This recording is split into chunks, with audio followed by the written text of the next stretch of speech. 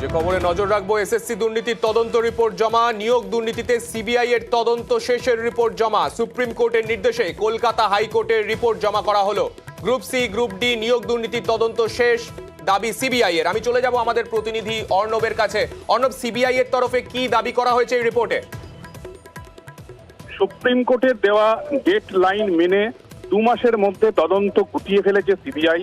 তদন্ত শেষ করে ফেলেছে গ্রুপ সি গ্রুপ ডি নবম দশম একাদশ দ্বাদশ শ্রেণীর নিয়োগ দুর্নীতি মামলার।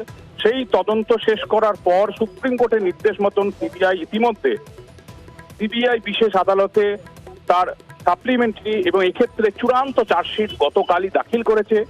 এই অবস্থায় সুপ্রিম কোর্ট যে নির্দেশ সিবিআই এর উপর রেখেছিল, সিবিআই অক্ষরে অক্ষরে পালন করে তার চূড়ান্ত তদন্ত রিপোর্ট পেশ করে কার্যত চার্জ ফ্রেমের দিকে, ট্রায়াল শুরুর দিকে সবুজ সংকেত দিল সিবিআই তদন্ত।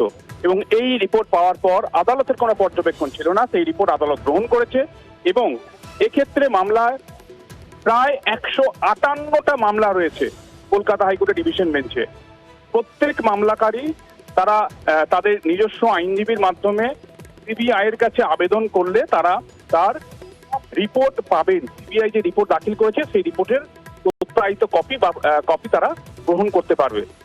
এর থেকে আরো একটা বিষয় ইন্টারেস্টিংলি আজকে এসছে, স্কুল সার্ভিস কমিশন এর আগেই হলফনামা দিয়ে জানিয়েছিল এই নিয়োগ দুর্নীতি মামলায় তাদের চূড়ান্ত অবস্থান।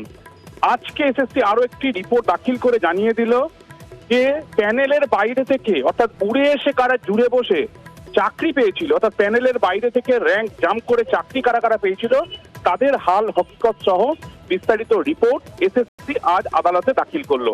এবং এই রিপোর্টটাও কিন্তু প্যানেলের বাইরে থাকা যে নাম, সেই নামগুলো হয়তো চাকরি থেকে আগামী দিনে বাতিল হয়ে যেতে পারে, তাদের চিহ্নিত করে রিপোর্ট হলফনামার আকারে জমা দিল। সব মিলে 15ই জানুয়ারি থেকে চূড়ান্ত পর্যায়ের বিশেষ ডিভিশন বেঞ্চে শুনানি শুরু হবে, জানালেন বিচারপতি দেবাংশু বসাক।